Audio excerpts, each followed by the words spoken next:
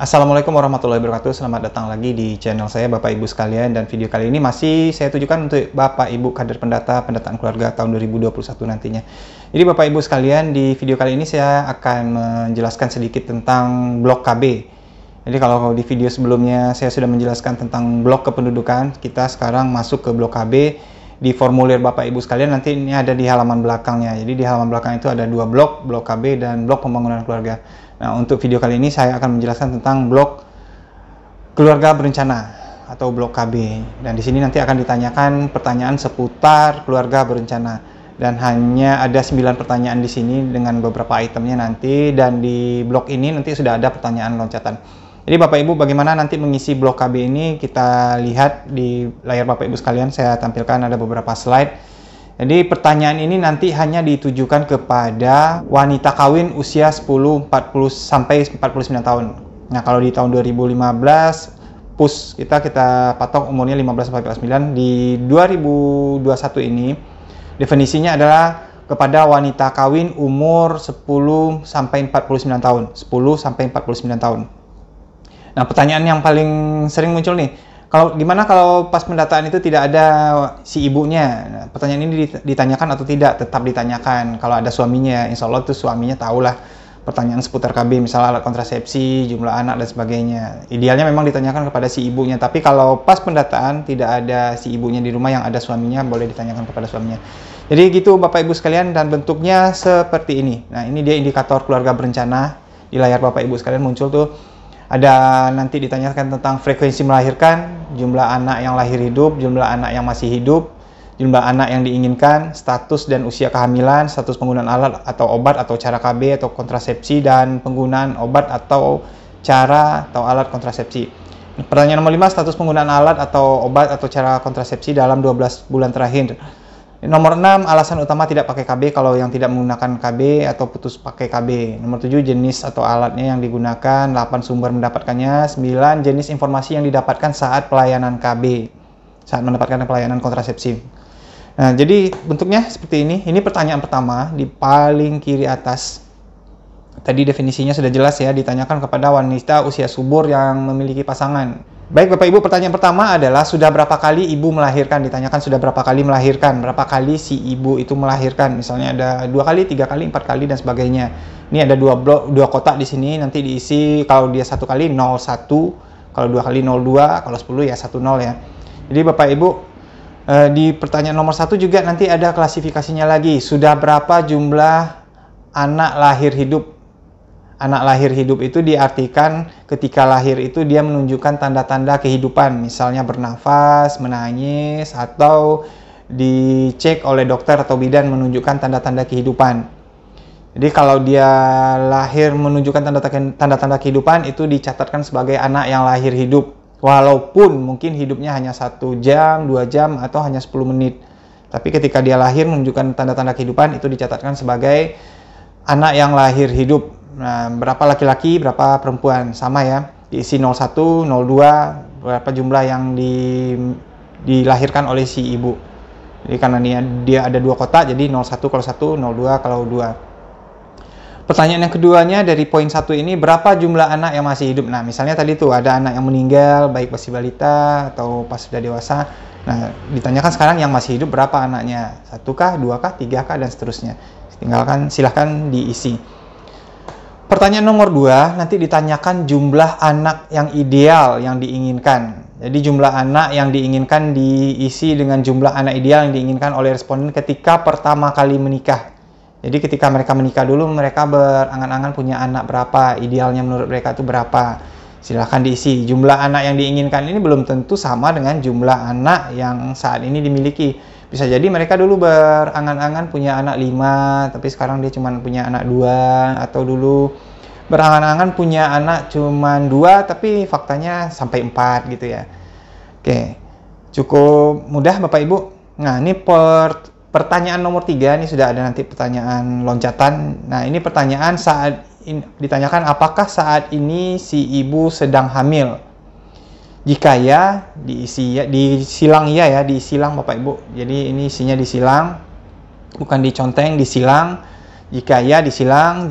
Terus kalau iya, berapa usia kehamilannya? dalam minggu. Ingat dalam minggu Bapak Ibu. Kalau misalnya dia sudah hamil berapa ya? 3 bulan. 3 bulan dia dikonversi aja ke minggu. 3 kali 4 anggap aja kita rata-ratakan sebulan itu 4 minggu. Jadi 3 kali 4 berarti 12 minggu kalau dia hamil 3 bulan. Begitu dengan 4 bulan, 5 bulan. Silahkan dikonversi ke minggu. Jadi ingat isiannya dalam minggu. Jangan sampai nanti Bapak Ibu kader, karena kita kebiasaan tuh nanya udah berapa usia kehamilannya, udah 3 bulan gitu, lupa nanti karena di sini minggu ya diisi 03 nanti. Jadi kalau 03 nanti kita menginputnya di data kita itu terinput jadi 3 minggu. Jadi kalau 3 bulan dikonversi aja. Terus jika ya saat mulai hamil, apakah ibu memang ingin hamil saat itu atau ingin hamil nanti atau tidak ingin hamil lagi? Ini ada 3 pilihan ya. Kalau dia memang waktu hamil itu memang sudah direncanakan ingin hamil saat itu, disilang di situ. Atau kalau dia memang programnya di masa yang akan datang, terus sekarang kebobolan misalnya hamil ya, berarti disilang 2 kalau dia ingin hamil nanti. Atau pilihan yang ketiga, dia sebenarnya sudah tidak ingin punya anak lagi tapi kebobolan hamil. Nah, kalau ini tadi diisi ya, lanjut ke pertanyaan nomor 5. Jadi tadi kalau dia hamil, dia lanjut ke pertanyaan nomor 5. Nomor 4 di skip. Nomor 4 di skip ya Bapak Ibu. Nanti di formulir juga ada kok, Bapak Ibu tinggal baca saja. Tapi kalau jawabannya dia tadi tidak hamil, diisi di sini, apakah Bapak Ibu menginginkan anak lagi? Ya segera. Kalau dia segera itu adalah di bawah 2 tahun. Kalau dia ingin anak nanti itu di atas 2 tahun. Kalau tidak ingin anak lagi, ya tidak ingin anak lagi. Ini ada 3 pilihan, silahkan disilang jawaban dari si responden kita. Kalau segera, misal di bawah 2 tahun, itu disilang yang nomor 1. Nah, lanjut ke pertanyaan nomor 4. Kalau dia saat ini sedang tidak hamil. Pertanyaan nomor 4. Apakah saat ini ibu atau suami menggunakan alat atau obat atau cara kontrasepsi? Nah, jika ya, pertanyaannya nanti dilanjut ke pertanyaan nomor 7. Jika tidak, pertanyaannya lanjut ke bawah ke nomor 5. Nah, jika iya, disilang iya, ditanyakan tuh kapan mulai menggunakan alat kontrasepsi tersebut. Kalau saat ini dia menggunakan alat kontrasepsi, ditanyakan kapan. Misalnya dia menggunakannya baru bulan kemarin, bulan Februari, misalnya bulan Februari tahun 2021.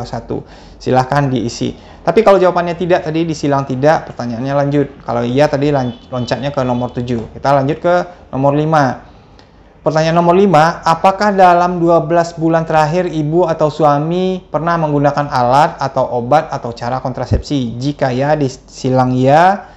Jika tidak, disilang tidak. Nah, ini pertanyaannya lanjut aja. Ini di sini agak keliru keterangannya. Jadi kalau ini ya dan tidak, tetap lanjut ke pertanyaan nomor 6.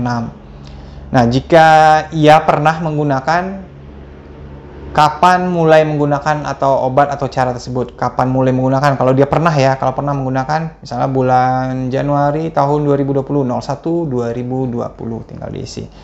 Terus kapan dia berhenti menggunakan? Berhentinya misalnya Desember 12 2020. Nah, jika tidak, ya disilang tidak. Kita lanjut ke pertanyaan berikutnya. Nah, di nomor 6 ini ditanyakan alasan tidak menggunakan atau alasan putus KB. Tadi kan dia, kalau di pertanyaan nomor 5 tadi ada yang pernah menggunakan tapi sedang tidak pakai, tapi pernah. Ada juga, kalau yang tidak pernah menggunakan, ya ditanyakan tuh alasannya. Apa alasan tidak menggunakan alat kontrasepsi atau KB?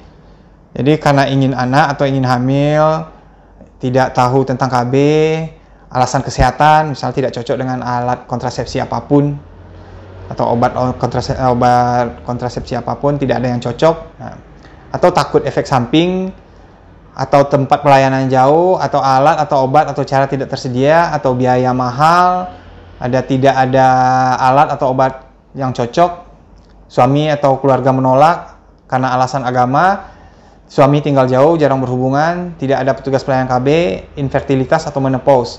Nah, disilahkan dipilih salah satu saja. Pilih satu. Jika Bapak Ibu misalnya si responden punya beberapa alasan, pilih alasan mana yang paling kuat, mana yang paling utama. Jadi di pertanyaan nomor 6 ini dipilih salah satu alasan yang paling kuat. Jadi ini cukup jelas ya Bapak Ibu, nanti tinggal disilang saja.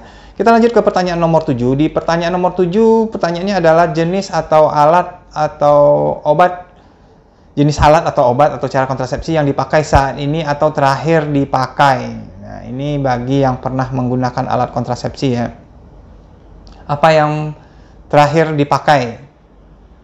Atau saat ini dipakai, silakan disilang salah satu. Ini gampang ya, ada MOW itu steril bagi perempuan, MOP steril pria, atau di mantap, metode kontrasepsi mantap.